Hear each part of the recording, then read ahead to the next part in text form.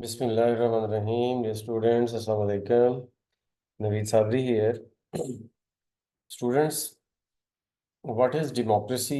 आज हमारा टॉपिक है कि डेमोक्रेसी बेसिकली है क्या। और फिर जाहिर है कि इसके ऊपर हमारा जो डिफरेंट competitive एग्जाम्स हैं उनमें इसके ऊपर ऐसे राइटिंग भी आती है। अगर हम बड़े लेवल पे देखें तो 100 मार्क्स का ऐसे भी आ जाता है, लेकिन 20 मार्क्स का 25 मार्क्स का ये तो एक कॉमन सी चीज़ है छोटे एग्जाम्स में भी। तो इस तरह से दूसरी साइड पे अगर हम देखें तो करंट अफेयर्स या फिर पाकिस्तान अफेयर्स, इनमें भी ये किसी न किसी तरह से टच हो सकता है। तो आप ये समझ लें कि डेमोक्रेसी की सारी चीज़ों को समझने के लिए ये आपके लिए एक बेसिक किस्म का टॉपिक है।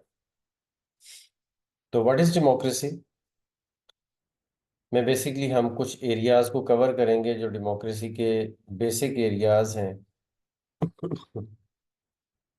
जिसमें सबसे पहले हम इसकी डेफिनेशन देखते हैं कि a system of government by the whole population or all the eligible members of a state, typically through elected representatives।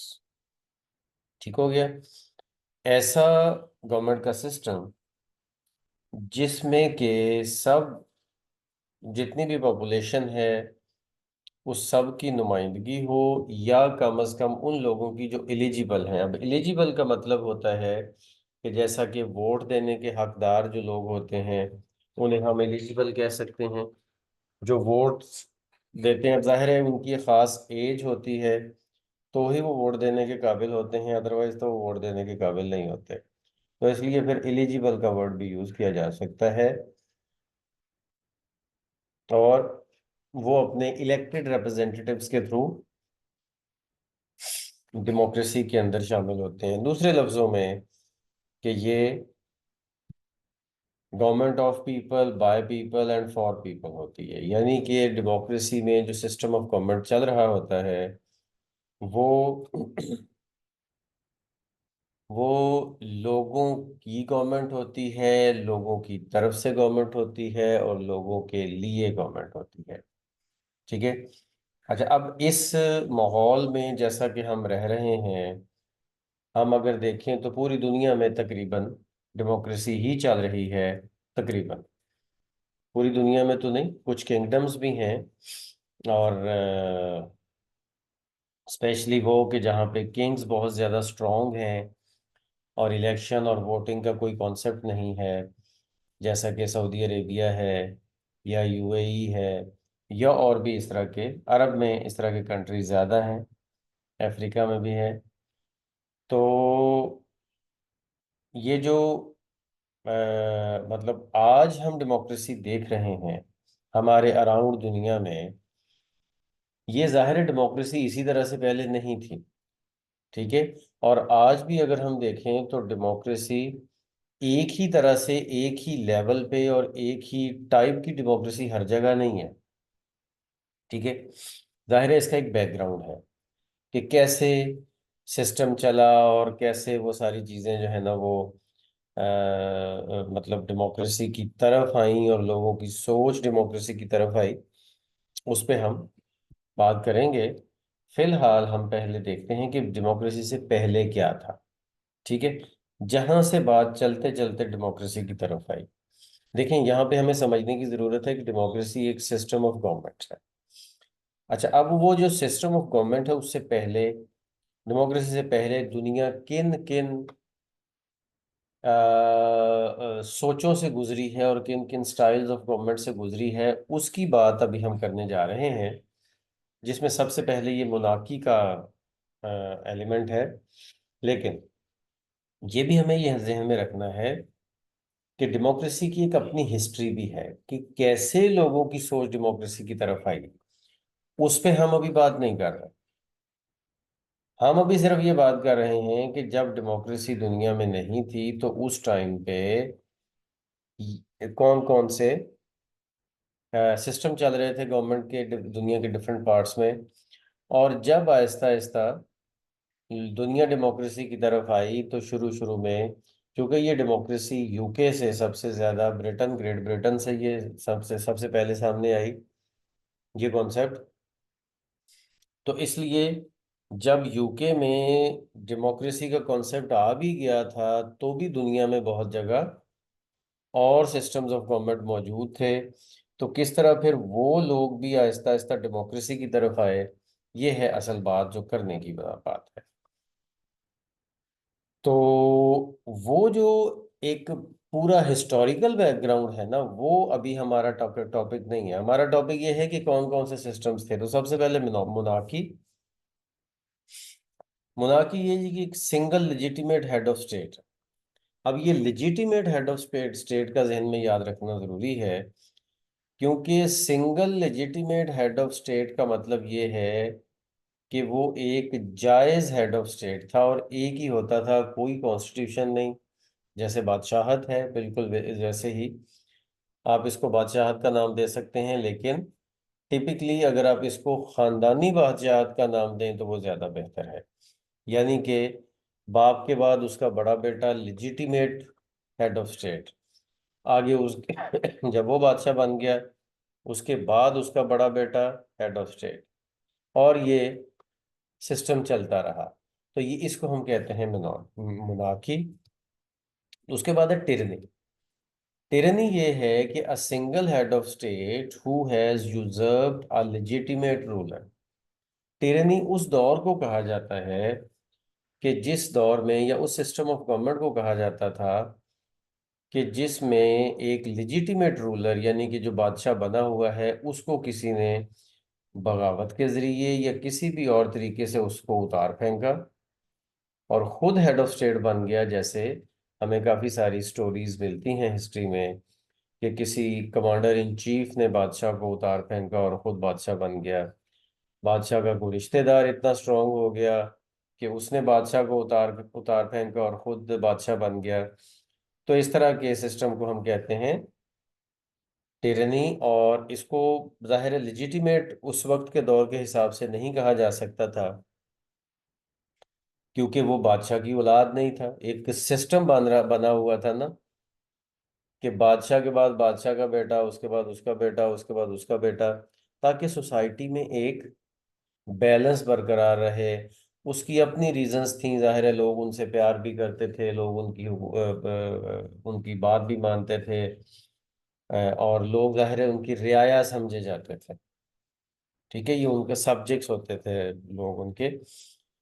तो लेकिन फिर जब कोई और उनको उतार फेंकता था और उसकी जगह पे आ जाता था, जैसे मुगल बादशाह हुमायूं को यहाँ पे शेरशाह सूरी ने उतार फेंका, तो वो यूजर पर बन गया।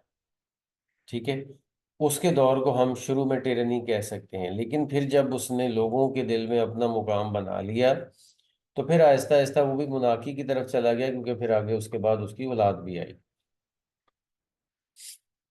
इसके बाद अरिस्टोक्रेसी भी एक गवर्नमेंट था, सिस्टम ऑफ गवर्नमेंट है जो चलता रहा यूरोप के बहुत सारे एरियाज में। Power in the hands of a small privileged class.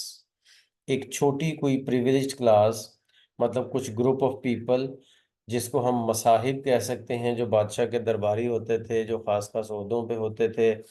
वो समटाइम एक ही फैमिली से होते थे, या समटाइम कोई बादशाह के करीबी लोग किसी भी तरह से होते थे। कोई दो चार पांच फैमिलीज के भी हो सकते हैं, लेकिन वो थे आपस में कनेक्टेड ही किसी न किसी वे में, बेशक रिश्तेदारी की सेंस में या किसी भी सेंस में। और वो सारे मिल के गवर्नमेंट चलाते थे। हेड तो फिर भी एक ही होता था, जैसे बादशाह। तो लेकिन जो गवर्नमेंट है वो मिल के चलाते थे। उसके बाद ओलिगार्की। ओलिगार्की क्या है जी?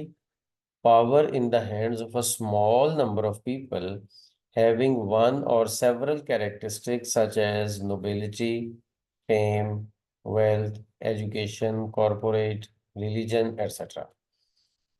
मतलब ओलिगार्की हम उस सिस्टम ऑफ गवर्नमेंट को कहते हैं कि जिस सिस्टम में एक छोटा स्मॉल नंबर ऑफ पीपल के हाथों में पूरा इख्तियार है। हेड फिर भी एक ही होता था, लेकिन इख्तियार जो है वो एक ग्रुप ऑफ पीपल, जैसे एरिस्टोक्रेसी में है वैसे ही ओलिगार्की में भी होता है। लेकिन ओलिगार्की में एक ख़ास बात यह है कि ओलिगार्की में ख़ानदानी जो एक बादशाहत का निज़ाम है उसके अलावा भी बातें ऐड हो जाती थी। मतलब ओलिगार्की हम कह सकते हैं नोबिलिटी की, नोबिलिटी यानी कि जो बादशाह के करीबी लोग हैं वो मिल के हुकूमत बना लें, वो नोबिलिटी है, जिसको अरिस्टोक्रेसी भी कहा जा सकता है। फिर उसके बाद फेम की बुनियाद पे अगर कोई पर्सनैलिटी बहुत फेमस हो गई किसी भी वजह से और लोगों ने उसको अपना बादशाह तस्लीम कर लिया उसकी फेम की वजह से, वो फेम बेशक उसकी किसी बहादुरी की वजह से है या अपनी कौम को कुछ फायदा पहुंचाने की सेंस में है या किसी गेम की बेस पे है, किसी भी तरह से है, या दूसरा वेल्थ कि लोगों ने देखा कि बहुत अमीर कोई बंदा है और वो कौम के लिए सबके लिए अच्छा काम कर सकता है, उसको बादशाह बना लिया। एजुकेशन, कोई बंदा बहुत पढ़ा लिखा है उसको बादशाह बना लिया। ठीक है, ये पढ़े लिखे होने का जो है ये काफी हद तक हमें हमें ग्रीक में थोड़ा कॉन्सेप्ट मिलता है, बहुत ज्यादा और नहीं है किसी जगह। कॉरपोरेट, कॉरपोरेट का मतलब कि कोई बंदा बिजनेस बहुत अच्छा कर रहा है, वो अपने निज़ाम को बहुत अच्छा चला रहा है तो लोगों ने उसको बादशाह भी बना लिया कि वो अपनी समझ लें कि अपना बिजनेस अच्छा चला रहा है तो मुल्क भी अच्छा चलाएगा। ठीक है, इसी तरह से रिलीजन, रिलीजन भी यूरोप में तो डार्क एजेस का दौर रहा जिसमें चर्च के लोग बाकायदा हुकूमत में रहे। तो रिलीजन, मजहब के मजहब की बेस पे कुछ लोगों को अपना जो है वो हुक्मरान बना लिया। ये ओलिगार्की का कॉन्सेप्ट मजहब की बेस पे अब हमें कोई इतना खास कहीं पे मिलता तो नहीं है। अगर हम प्योर थोड़ा सा उसको देखें सेंस में तो बिल्कुल प्योर सेंस में ये वेटिकन सिटी में हमें मिलता है, जहाँ पे जो पोप है क्रिश्चियंस का, जो रोमन कैथोलिक का जो पोप है वो ही बादशाह भी होता है। तो उसको हम ओलिगार्की कह सकते हैं प्योर फॉर्म में। ठीक है, लेकिन ईरान में भी किसी फॉर्म में थोड़ी सी ओलिगार्की कह सकते हैं क्योंकि सुप्रीम कमांडर जो है, वो जो सुप्रीम चेयरमैन है वो वो रिलीजियस बैकग्राउंड का बंदा होता है, आयतुल्ला जिसे बोलते हैं। इसी तरह से थोड़ा बहुत और अगर हम रिलीजन का टच देखें तो वो बल्कि थोड़ा सा ज़्यादा टच है ईरान से, वो अफगानिस्तान में हम कह सकते हैं। हमारे हमसाए में ये दोनों कंट्रीज हैं। मतलब ये रिलीजियस और ओलिगार्की कहा जा सकता है इसको। इसके बाद आगे हम चलते हैं तो डेमोक्रेसी की डिफरेंट टाइप्स हैं कि जब डेमोक्रेसी आई तो उसके बाद डेमोक्रेसी की डिफरेंट टाइप्स डिफरेंट कंट्रीज में क्या बनी, और अब आज भी बहुत सी इसकी टाइप्स दुनिया के डिफरेंट कंट्रीज में मौजूद हैं और सिस्टम चल रहा है। तो सबसे पहले ही डायरेक्ट डेमोक्रेसी। डायरेक्ट डेमोक्रेसी ये होती है, ये प्योरेस्ट फॉर्म ऑफ डेमोक्रेसी है जिसमें वोट तो दिए जाते हैं लेकिन हर बंदा डायरेक्टली इन्वॉल्व होता है डेमोक्रेसी के सारे प्रोसेस में, और हुकूमत चलाने के सारे प्रोसेस में वो बंदा डायरेक्टली इन्वॉल्व होता है। और जो पॉलिटिकल रिप्रेजेंटेटिव्स हैं उनको नॉर्मली इलेक्ट नहीं किया जाता, not electing political representatives to make choices on their behalf. यानी कि पॉलिटिकल रिप्रेजेंटेटिव्स को इलेक्ट तो किया जाता है लेकिन इसलिए नहीं कि वो लोगों के बिहाफ पे फैसले करें।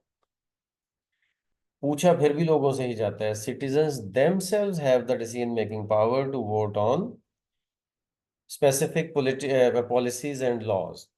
लोग खुद फैसले करते हैं लोगों से। ये जाहिर है, लोग जब खुद फैसले करते हैं तो ये बहुत बड़ी आबादी में तो ये पॉसिबल है। छोटी आबादी में ये पॉसिबल है जहां से लोगों से पूछ लेना आसान है, सबसे फौरन से राय दे देना आसान है। ठीक है, हाँ, हमने अपने किसी हमसाये के साथ अच्छे ताल्लुक रखना है या नहीं रखना है, हमें किसी के साथ जंग करनी है या नहीं करनी है, हमें किसी के साथ तिजारत करनी है या नहीं करनी है, कितने मैटर्स होते हैं स्टेट के, तो वो सब कुछ सबसे पूछ के करना कम आबादी वाले लोग मुल्कों में तो पॉसिबल हो सकता है, ज्यादा आबादी वाले मुल्कों में पॉसिबल नहीं होता। और आबादी चूंकि लाखों में तो कम से कम होती है किसी भी कंट्री की। अब ये तो नहीं है कि बिल्कुल ही चंद लोग हों। ठीक है, तो अगर इस तरह की सिचुएशन होती है तो फिर जाहिर है पॉसिबल नहीं होता सबके साथ प्रॉपर कोऑर्डिनेशन और कम्युनिकेशन रख के चलना। इसलिए फिर डायरेक्ट डेमोक्रेसी का ये जो प्रोसेस है, ये इन द रियल सेंस दुनिया में कहीं पे भी मौजूद नहीं है। अब इसके बाद आ जाती है जी रिप्रेजेंटेटिव डेमोक्रेसी। रिप्रेजेंटेटिव डेमोक्रेसी वो डेमोक्रेसी होती है कि जिसमें लोग अपने रिप्रेजेंटेटिव चूज करते हैं। लोग अपने पॉलिटिकल रिप्रेजेंटेटिव्स को चूज करते हैं ताकि वो उनके बिहाफ पे आगे एक्ट करें। पॉपुलर सॉवरेनिटी इसमें पीपल की होती है। People are the source of political power. Sovereignty लोगों की होती है, और दुनिया में ज्यादातर यही चल रहा है। पीरियोडिक इलेक्शंस होते हैं ताकि लोगों की राय ली जा सके और ये देखा जा सके कि अब ये जो सिटिंग गवर्नमेंट है ये आगे कंटिन्यू करने के काबिल है या नहीं है, और लोग क्या समझते हैं कि क्या ये गवर्नमेंट आगे कंटिन्यू करे या फिर नई गवर्नमेंट आनी चाहिए। तो अगर लोग किसी नए बंदे को वोट देते हैं तो फिर जाहिर है कि वो बंदा गवर्नमेंट में आएगा और जो पहले से मौजूद है वो हट जाएंगे। तो रिप्रेजेंटेटिव डेमोक्रेसी का जो बेसिक कॉन्सेप्ट है वो यही है कि लोगों की रिप्रेजेंटेशन होती है और लोग अपने नुमाइंदे भेजते हैं, रिप्रेजेंटेटिव्स भेजते हैं, जो कि उनके बिहाफ पे फैसले करते हैं। जैसे पाकिस्तान में भी इसकी एक शक्ल है। ठीक है, तो लेकिन पाकिस्तान में थोड़ा सा डिफरेंट सिस्टम भी है। आगे है जी constitutional democracy. Constitutional democracy totally constitution के ऊपर बेस करती है, और कॉन्स्टिट्यूशन को in the true letter and spirit follow किया जाता है। किसी भी एक जगह एक टाइम पे कॉन्स्टिट्यूशन बना लिया जाता है और फिर उसको फॉलो किया जाता है। Supreme law of the land constitution होता है। जो भी उसमें रिटर्न है उसको चेंज नहीं किया जा सकता, और अगर किया जाता है तो 2/3 मेजोरिटी के बेस पे चेंज किया जा सकता है। Boundary of the law making की क्या बाउंड्री है? Boundary of the law making, ये जो कॉन्स्टिट्यूशन है, ये कॉन्स्टिट्यूशन जो है वो हर लॉ मेकिंग की बाउंड्री बना देता है। यानी कि कॉन्स्टिट्यूशनल डेमोक्रेसी में कोई भी लॉ कॉन्स्टिट्यूशन की बाउंड्री से बाहर जाके नहीं बनाया जा सकता। इसकी एग्जांपल आप ये ले लें कि पाकिस्तान के कॉन्स्टिट्यूशन में है कि पाकिस्तान का प्रेसिडेंट भी और पाकिस्तान का प्राइम मिनिस्टर भी वो मुस्लिम्स होंगे। तो कोई ऐसा लॉ अगर कोई असेंबली बना दे कि जी वो मुस्लिम नहीं होंगे, तो ये लॉ एप्लीकेबल ही नहीं है, क्योंकि वो उस कॉन्स्टिट्यूशन की बाउंड्री से बाहर है। या तो फिर बाउंड्री को आप चेंज करें, यानी कि कॉन्स्टिट्यूशन को चेंज करेंगे। फिर उसके बाद ये है कि ये different branches of the government जो हैं, जैसा कि डेमोक्रेसी में होता है ना, लेजिस्लेचर, जुडिशरी एंड एग्जेक्टिव। ये जो different branches of the government होती हैं उसकी रिस्पॉन्सिबिलिटीज और उसकी पावर को डिफाइन करता है। और कॉन्स्टिट्यूशन में ये सब मेंशन होता है कि कौन से पिलर ऑफ स्टेट की क्या रिस्पॉन्सिबिलिटीज हैं, और एक दूसरे के साथ ताउन कैसे करना है, और एक दूसरे के साथ कैसे कंधा से कंधा मिला के चलना है ताकि लोगों की भलाई की जा सके। Creates mechanisms to prevent abuses of power. Yes, accountability का प्रोसेस होता है, और कॉन्स्टिट्यूशन एक ऐसा प्रोसेस देता है, एक ऐसा मैकेनिज्म देता है कि जिसमें अब्यूज ऑफ पावर नहीं हो सकता। एक बंदा अगर गवर्नमेंट में आ गया है तो वो जो दिल चाहे करे, ये नहीं हो सकता। अगर कोई बंदा कॉन्स्टिट्यूशन को वायलेट कर रहा है तो कॉन्स्टिट्यूशन एक ऐसा मैकेनिज्म भी देता है कि जिसमें उसको हटाया जा सके और उसको इस अब्यूज ऑफ पावर से रोका जा सके। उसके बाद ये है, can be amended to reflect society's evolving views by following specific procedures, typically a referendum. ठीक है, कभी ऐसा भी हो सकता है कि इसको चेंज भी किया जा सकता है, और इसको चेंज रेफरेंडम के थ्रू किया जा सकता है। पाकिस्तान में 2/3 मेजोरिटी का कॉन्सेप्ट है कि 2/3 मेजोरिटी अगर रिप्रेजेंटेटिव्स की हो तो किया जा सकता है, किसी भी और जगह पे रेफरेंडम का हो सकता है, एटसेट्रा एटसेट्रा। जैसे हमारे कंट्री में जो जनरल ज़ियाउल हक है, उसने भी कुछ रेफरेंडम करवाए थे कुछ टिपिकल इश्यूज पे। तो वो इसलिए यहाँ पे भी ये वो रेफरेंडम का जिक्र किया गया। और कुछ कंट्रीज में होता है कि कॉन्स्टिट्यूशन को अमेंड करने के लिए रेफरेंडम चाहिए, पूरे कंट्री की उसमें विल चाहिए। अच्छा, आगे चलते हैं। Parliamentary democracy. पार्लियामेंट्री डेमोक्रेसी जैसा कि पाकिस्तान में भी मौजूद है, कि इसका हेड जो होता है वो प्राइम मिनिस्टर होता है, वो head of the government. Head of the government prime minister होता है, जो कि मेजॉरिटी पार्टी का लीडर होता है, और यही मेजॉरिटी पार्टी या खुद हुकूमत बनाती है, या फिर अपने कोएलिशन और दूसरे अदर लोगों को, अदर पार्टीज को मिला के उस पॉइंट तक पहुंचती है कि वो हुकूमत बना सके, तो वो हुकूमत बनाती है, जैसे पाकिस्तान में होता है। इसमें प्रॉपर सेपरेशन ऑफ पावर है बिटवीन द गवर्नमेंट, जिसको एग्जेक्टिव ब्रांच कहते हैं, बिटवीन द लॉ मेकर, जिसको लेजिस्लेचर कहते हैं, लेजिस्लेटिव ब्रांच, और कोर्ट्स के, जिनको जुडिशल ब्रांच कहा जाता है। इनमें प्रॉपर डिस्ट्रीब्यूशन ऑफ पावर होती है, सेपरेशन ऑफ पावर होती है, और हर कोई अपनी अपनी डोमेन में रह के काम करता है।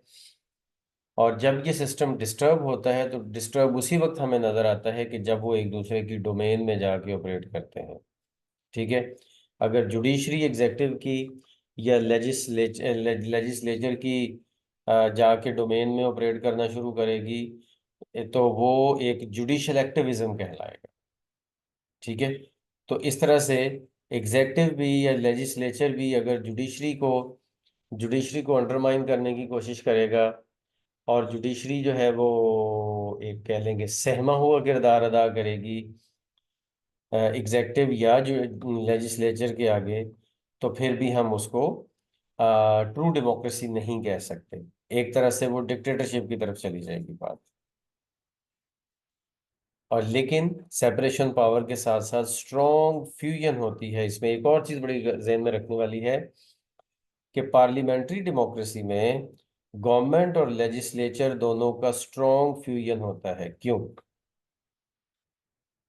क्योंकि ये बात यहाँ पे जरा समझनी बड़ी जरूरी है, क्योंकि इससे अगले वाली बात आपको समझ नहीं आएगी अगर ये बात समझ नहीं आएगी तो।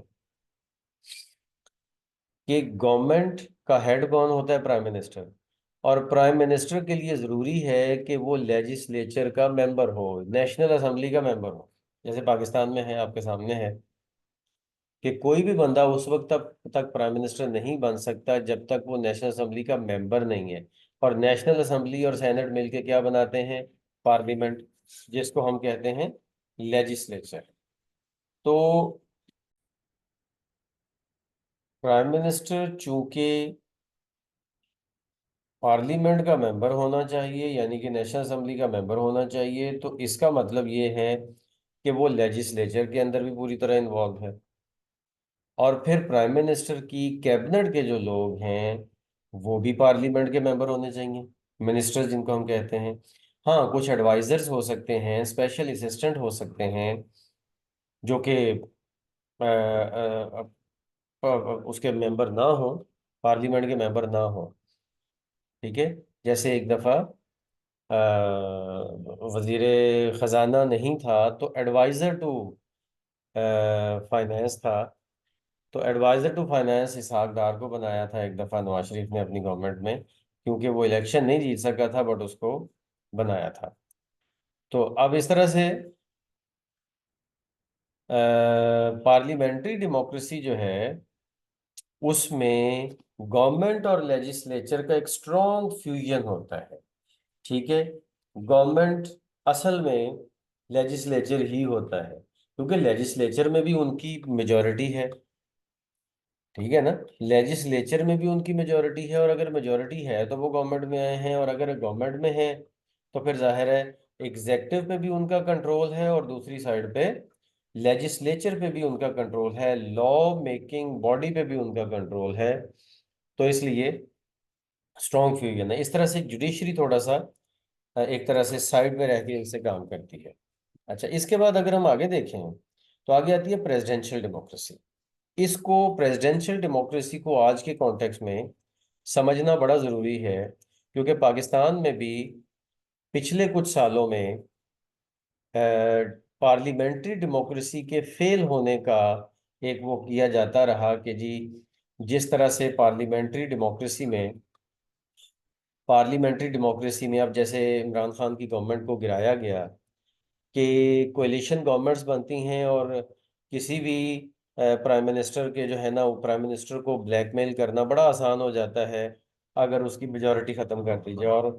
और आम तौर पर पाकिस्तान में मेजोरिटी जो बनती रही है वो बनती ही इस तरीके से रही है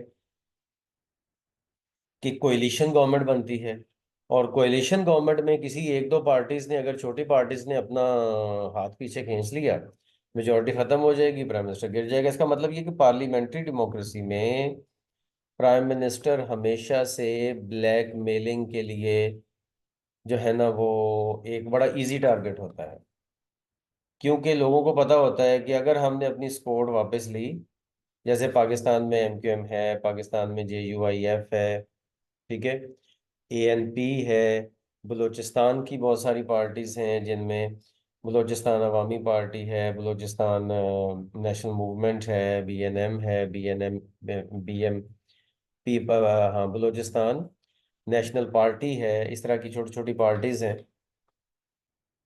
अब ये जो पार्टीज हैं, ये इनके दो दो चार चार वोट होते हैं, लेकिन अगर ये अपना हाथ पीछे खींच लें तो प्राइम मिनिस्टर खत्म हो जाता है। तो इसका मतलब ये है कि पार्लियामेंट्री डेमोक्रेसी में प्राइम मिनिस्टर को चेंज करना या प्राइम मिनिस्टर को ब्लैकमेल करना बड़ा आसान होता है।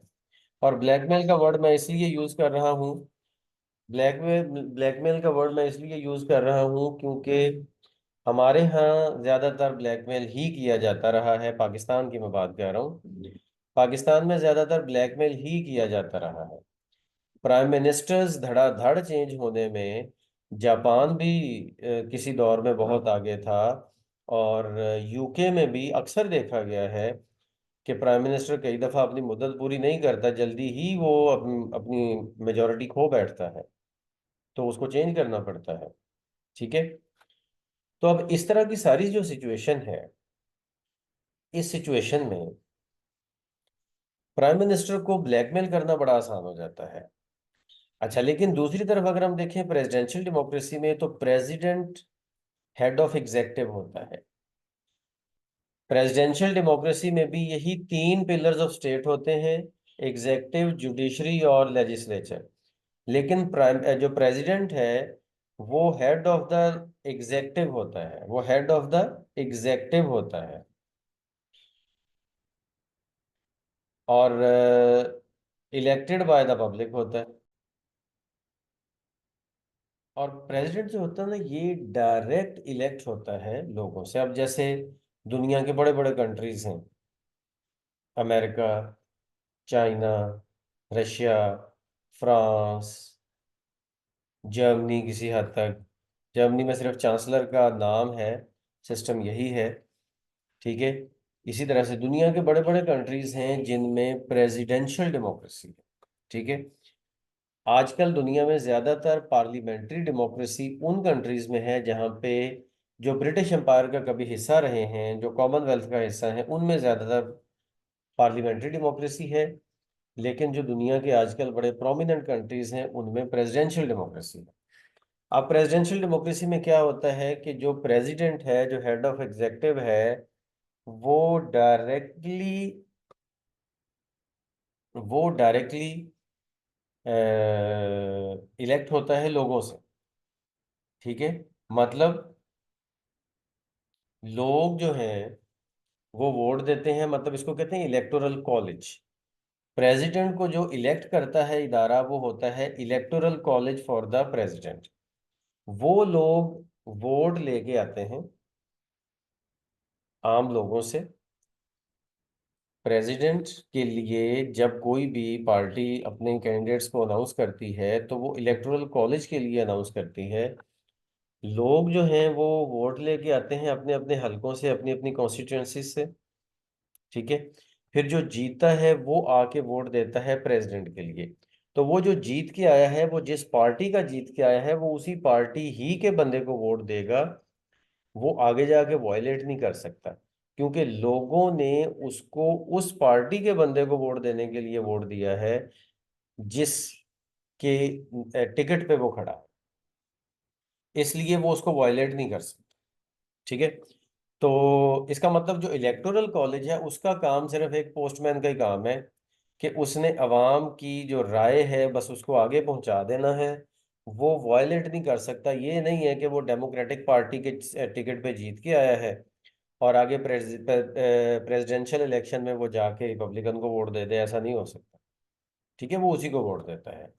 अच्छा, और जब लोगों के जो इलेक्टोरल कॉलेज के जो मेंबर्स हैं, जो लोगों के नुमाइंदे बन के इलेक्ट होते हैं, वो जब प्रेसिडेंट को वोट दे देते हैं, प्रेसिडेंट बन जाता है, हेड बन जाता है, तो वो जो इलेक्टोरल कॉलेज है वो खत्म हो जाता है। ठीक है। इलेक्टोरल कॉलेज वो खत्म हो जाता है, प्रेसिडेंट अब ऑल इन ऑल होता है, और प्रेसिडेंट अपने जो है ना वो पूरे डिसीजंस पूरी पावर से करता है, और मिलिट्री का कमांडर भी होता है। और फिर जाहिर है कि एग्जेक्टिव, लेजिस्लेचर और जुडिशरी में जो एक जो तीनों पिलर्स ऑफ स्टेट हैं, इनमें सेपरेशन ऑफ पावर तो है, लेकिन प्रेसिडेंट एग्जेक्टिव का हेड होता है। ठीक है। अब जैसे पाकिस्तान है, तो पाकिस्तान में प्रेसिडेंट जो है वो लेजिस्लेचर का हेड है। लेकिन अमेरिका में या जो प्रेसिडेंशियल डेमोक्रेसी वाले कंट्रीज हैं उनमें प्रेसिडेंट एग्जेक्टिव का हेड होता है, यानी कि फैसले सारे वो करता है, और does not need the support of the legislature in order to remain in power. So no blackmailing, ये बात जो मैंने आपको पहले समझाई है वो यहाँ पे आके अप्लाई करती है और लिंक करती है कि अब यहाँ पे प्रेसिडेंट अगर 4 साल के लिए या 5 साल के लिए, जितनी भी उसकी मुद्दत है, उसके लिए आ गया है ना, तो अब प्रेसिडेंट को ब्लैकमेल नहीं किया जा सकता। उसने वो अपना अरसा गुजारना ही गुजारना। ठीक है। उसने वो अपना अरसा गुजारना ही गुजारना है। उसका एक वाइस प्रेसिडेंट भी होता है। अब चूंकि वो वाइस प्रेसिडेंट भी होता है, तो अगर प्रेसिडेंट को कोई सेहत के मसाइल हों, कोई वैसे प्रेसिडेंट जो है वो इस दुनिया से ही चला जाए, या कोई ऐसा मामला हो जाए, तो फिर वो वाइस प्रेसिडेंट प्रेसिडेंट बन जाता है। ठीक है। तो इस तरह से, लेकिन रहता वो अपनी पूरी मुद्दत के लिए है, और कोई उसको ब्लैकमेल नहीं कर सकता, क्योंकि वो लेजिस्लेचर का मेंबर होना उसके लिए ज़रूरी नहीं है। और लेजिस्लेचर वो जगह है, जैसा कि अमेरिका में ऐवान नुमाइंदगान जिसको कहते हैं, हाउस ऑफ रिप्रेजेंटेटिव्स, और दूसरा ऊपर सेनेट, दोनों मिल के पार्लियामेंट बनाते हैं जिसका नाम है कांग्रेस अमेरिका में। तो कांग्रेस के ज्यादा लोगों की सपोर्ट होना जरूरी नहीं है प्रेसिडेंट के लिए। वो अपनी कानून साजी करते हैं, वो लॉ मेकिंग करते हैं। ठीक है। लॉ मेकिंग करते हैं हाउस ऑफ रिप्रेजेंटेटिव वाले, और कई दफा हाउस ऑफ रिप्रेजेंटेटिव और सेनेट वाले जब कोई लॉ बना के भेज देते हैं, तो प्रेसिडेंट के ऊपर बाइंडिंग होता है कि वो उसको अप्लाई करे। लेकिन कभी कभार, बहुत कभी कभार, ऐसी ग्रिडलॉक की सिचुएशन भी आ सकती है कि गवर्नमेंट, यानी कि प्रेसिडेंट वाली साइड, और लेजिस्लेचर यानी कि लोगों के नुमाइंदों वाली साइड, वो किसी एक ऐसी पोजीशन पे आ जाते हैं कि कानून तो बना के भेज दिया है लेजिस्लेचर ने, लेकिन आगे आगे गवर्नमेंट उसको अप्लाई नहीं कर रही। गवर्नमेंट किसी भी वजह से उसको डिले कर रही है, डिलेइंग टैक्टिक्स ला रही है, इन द रियल सेंस उसको अप्लाई नहीं कर रही। तो यस, ये अच्छी डेमोक्रेसी में तो ये मुमकिन नहीं है, और ये अच्छी डेमोक्रेसी तो इसको कहते भी नहीं है कि लेजिस्लेचर ने एक कानून बना दिया और वो कानून अप्लाई ही ना हो पाए, वो इम्प्लीमेंट ही ना हो पाए। तो गलत बात है, ऐसा नहीं होना चाहिए। लेकिन कभी कभी ग्रिडलॉक की सिचुएशन इस तरह से आ जाती है।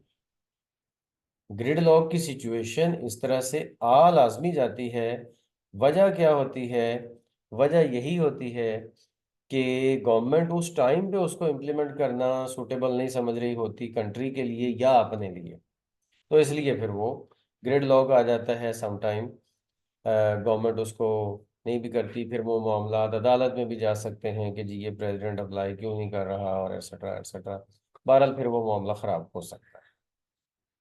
लेकिन बहरहाल प्रेसिडेंट के पास चूंकि फुल पावर होती है, और एक सिंसियर बंदा फुल पावर के साथ ही काम कर सकता है, वैसे काम नहीं कर सकता। आगे चलते हैं जी। Monetary democracy. मॉनेटरी डेमोक्रेसी में इसमें enhanced version of representative democracy है।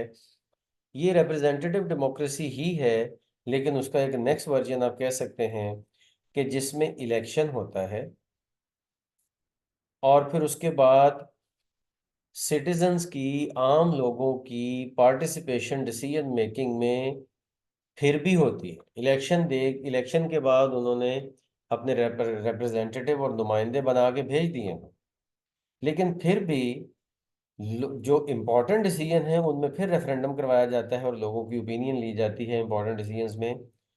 क्योंकि ये वो वाली सिचुएशन होती है कि कई दफ़ा कुछ ऐसे फैसले होते हैं जो कि रिप्रेजेंटेटिव के थ्रू नहीं करवाने होते, बहुत इंपॉर्टेंट डिसीजन होते हैं।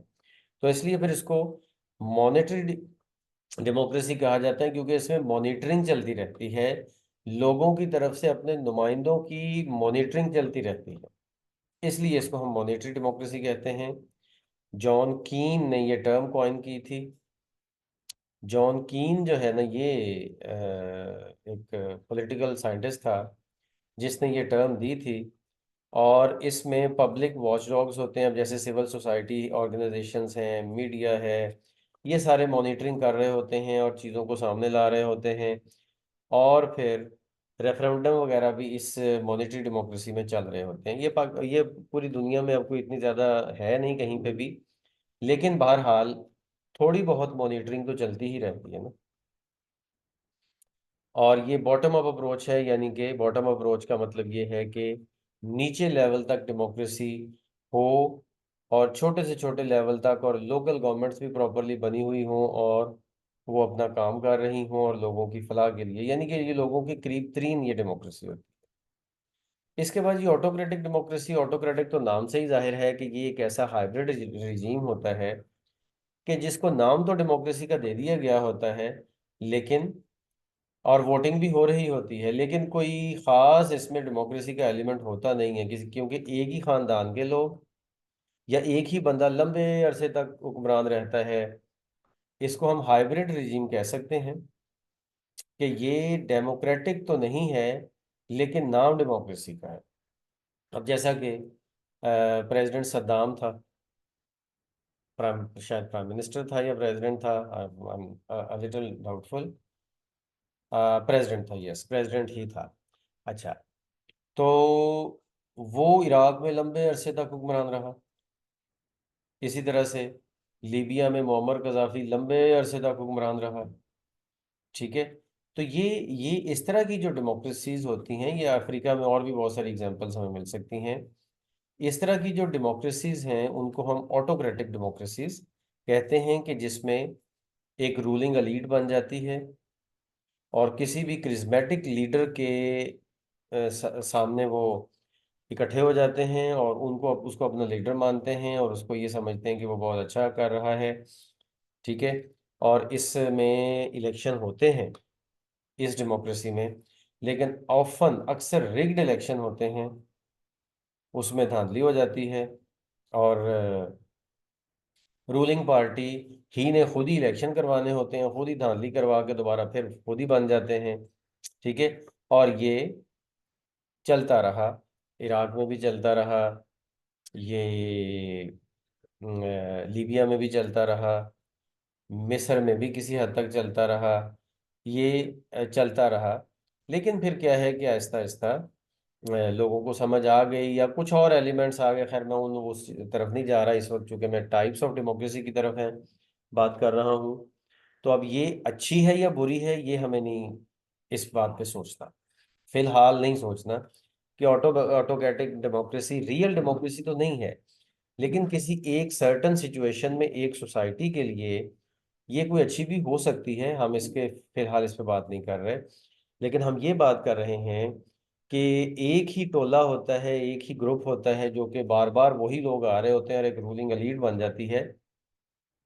जैसा कि आप समझ लें कि पाकिस्तान में भी 90s तक ये हमें लगना शुरू हो गया था कि बस दो ही पार्टीज हैं और वो खानदानी पार्टीज हैं, पीपल्स पार्टी भी और पीएमएलएन भी। दो ही पार्टीज हैं, वही बार बार आती हैं, वही आती जा रही हैं, चलती जा रही हैं, उन्हीं के आगे बच्चे तैयार हो रहे हैं। ठीक है, और ये चलता जा रहा है सारा मामला। अब भुट्टो खानदान की तीसरी जनरेशन तो आ गई है पावर में। ठीक है, इसी तरह से ये इस तरह से ये ऑटोक्रेटिक डेमोक्रेसी की टाइप की एक मिसाल बन सकती है। ठीक है, लेकिन ये है कि पाकिस्तान में फिर नए एलिमेंट आ गए, फिर चेंज आई, फिर पीटीआई एक बहुत बड़ी रियलिटी अब बन गई है। और अब तो बाकी सारी पार्टीज मिलके भी पीटीआई के मुकाबले पे उतना असर रसूख नहीं रखती। इसका मतलब क्या है कि उस वो खानदानी जो बादशाहत वाले या खानदानी डेमोक्रेसी वाला वो जो एक कॉन्सेप्ट था, उसको पाकिस्तान के लोगों ने पसंद नहीं किया। तो इस तरह से ये बेसिकली जो डेमोक्रेटिक चेक्स एंड बैलेंसेस होते हैं, वो तो इसमें उस तरह से अप्लाई नहीं होते, इस तरह से वो काम नहीं करते जिस तरह से असल डेमोक्रेसी में करने चाहिए। लेकिन बहरहाल इसके अच्छे या बुरे होने पे तो हम बात कर ही नहीं रहे, हम तो ये कह रहे हैं कि एक ऐसा सिस्टम होता है डेमोक्रेसी का जो चलता रहता है खानदानी लेवल पे। तो ये डिफरेंट टाइप्स थी डेमोक्रेसी की, जिसके बारे में मैंने आपको थोड़ा थोड़ा सा जो डिफरेंस है वो समझाने की कोशिश की डेमोक्रेसी के हवाले से। अब इसमें जो बात आपने जहन में रखनी है कि ये सिर्फ किताबी हद तक ये सारी बातें मैंने आपको बताई हैं कि किताबों में इस तरह से है। रियली इनमें से कोई भी एक सिस्टम कहीं पे कोई इन द ट्रू सेंस अप्लाई हुआ भी हो सकता है डेमोक्रेसी की कोई टाइप का सिस्टम, या हो सकता है कि ना हुआ हो। दोनों तरह से पॉसिबल। ठीक है, हो सकता है कि इनमें से कुछ टाइप्स का मिक्सचर बना दिया गया हो। अब जैसा कि पाकिस्तान में किसी हद तक पार्लियामेंट्री डेमोक्रेसी और ऑटोक्रेटिक डेमोक्रेसी का थोड़ा सा मिक्सचर बनाया जा सकता है, कहा जा सकता है। ठीक है, या कुछ भी और इस तरह का मिक्सचर सा कई जगह पे आपको नजर आ सकता है। मतलब प्रेसिडेंशियल सिस्टम, प्रेसिडेंशियल डेमोक्रेसी आपको चाइना में भी मिलेगी, रशिया में भी मिलेगी और यूएसए में भी मिलेगी। तीन बड़े कंट्री दुनिया के, उनमें प्रेसिडेंशियल सिस्टम ही है, लेकिन तीनों में उनकी पावर्स का जो है वो सिस्टम डिफरेंट है। ठीक है, तो इस तरह से ये जो टाइप्स ऑफ डेमोक्रेसी हैं, ऐसा नहीं है कि ये आपस में ओवरलैप नहीं करती, ये आपस में ओवरलैप भी करती हैं। और किसी भी एक कंट्री में हो सकता है कि इनमें से कोई भी टाइप एप्लीकेबल ना हो, कोई थोड़ी सी और डिफरेंस पैदा कर लिया गया हो सकता है, इनमें से कुछ टाइप्स का मिक्सचर बना दिया गया हो। लेकिन जाहिर है कि जब किसी भी कंट्री का सिस्टम बनता है तो वो किताबी डेफिनेशंस को देख के तो नहीं बनता ना। ठीक है, वो तो उस कंट्री के हालात के मुताबिक, उस कंट्री के जो लोग चाह रहे होते हैं उसके मुताबिक बनता है। अच्छा, अब हम आगे चलते हैं। नेक्स्ट है जी की फीचर्स ऑफ डेमोक्रेसी, के जो डेमोक्रेसी है उसके जो बेसिक फीचर्स हैं, जो की उसके एलिमेंट्स हैं, वो कौन कौन से। और वो की एलिमेंट्स जो हैं वो, नंबर वन है जी इफेक्टिव पार्टिसिपेशन। इफेक्टिव पार्टिसिपेशन, अच्छा, इफेक्टिव पार्टिसिपेशन का मतलब क्या है कि जो मैसेज हैं, जो आम लोग हैं, उनकी इफेक्टिव पार्टिसिपेशन हो। बेशक वो डायरेक्ट लेवल पे हो, बेशक वो मॉनिटरिंग की सेंस में हो, बेशक वो वोट दे के अपने नुमाइंदे भेजने की सेंस में हो, लेकिन लोगों की जब तक अमली शिरकत इसमें नहीं होती तब तक कोई डेमोक्रेसी सही डेमोक्रेसी नहीं कहला सकती। ये इसका बेसिक फीचर है। उसके बाद दूसरी है जी इक्वालिटी इन वोटिंग। बेशक कोई कितना पढ़ा लिखा है या कम पढ़ा लिखा है, बेशक कोई कितना अमीर है या गरीब है, बेशक कोई किसी फैमिली से बिलोंग करता है या नहीं करता, किसी इलाके से बिलोंग करता है या दूसरे इलाके से बिलोंग करता है, डेमोक्रेसी में सबका वोट एक होता है और वोट की इक्वालिटी होती है।